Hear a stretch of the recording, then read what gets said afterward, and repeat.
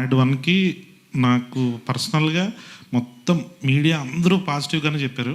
Thank you so much అన్న. రాజేష్ అన్న, you are not planning anything no. Okay, ఇందాక మనోజ్ చెప్పినట్టు నేనేం పెద్దగా నమ్మలేదండి మనోజ్ని. జస్ట్ వాడు వచ్చిండు, చేసిండు, వర్కౌట్ అయింది. Thank you Manoj. బట్ ఒకటైతే ప్రామిస్ అండి, మ్యాడ్ వన్ మీరు చూసి ఎంజాయ్ చేశారు కదా, దానికి ఖచ్చితంగా 10 times ఉంటుంది. ప్రతి సీను మిమ్మల్ని ఎంటర్టైన్ చేస్తుంది. అండ్ వంశీ అన్న వచ్చి కథ లేదంటాడేమో, ఉంది ఈసారి కథ కూడా ఉంటుంది, పాయింట్ ఉంటుంది, బాగుంటుందండి. ఖచ్చితంగా March 29th మనం మళ్ళీ మాట్లాడతాం. ఈరోజు అయితే నేను చెప్తున్నాను 10 times అని, అది ఉందో లేదో మీరే చెప్పాలి. కన్ఫర్మ్ బ్లాక్ బస్టర్ రాసి పెట్టుకోండి అంతే. అంటే వంశీ అన్నకి చాలా రుణపడిపోయినా ఈ డైలాగ్ చెప్పిన వెనకాల నుంచి వచ్చి కొడతాడేమో అని. బట్ కొంచెం అన్న తీర్చేయాలండి దీంతో, ఈ సినిమాతో కలెక్షన్స్తో కొట్టాలంతే, వస్తుంది చాలా గట్టిగా. లేదు ఊరికే జోక్గానే ఉంది, పెద్ద స్టోరీ ఉండదండి, ఎంజాయ్మెంట్ ఊరికే అన్నాం.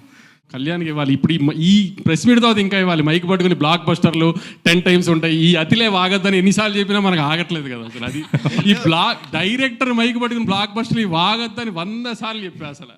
లేదండి ఇంతవరకు చెప్పలే, బట్ ఇప్పుడు తీసుకుంటాం. ఇప్పుడు వంశీ అన్న వచ్చి ఏదో ఒకటి అనకపోతే మేమే అనాలి అన్న ఒక మాట మీ సైడ్ నుంచి ఒకటి. సితార్ అంటేనే బ్లాక్ బస్టర్ సార్, ప్రతిది కూడా.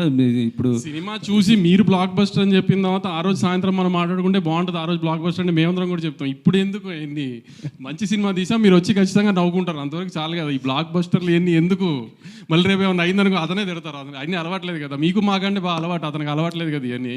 మాకంటే ముందు మీరు చూసే ఉంటారు కదా, ఎలా అనిపించింది? అతను చెప్పినట్టు ఈసారి కూడా కథ ఏం ఉండదు, అలాంటి ఏం ఎక్స్పెక్టేషన్ రాయకండి.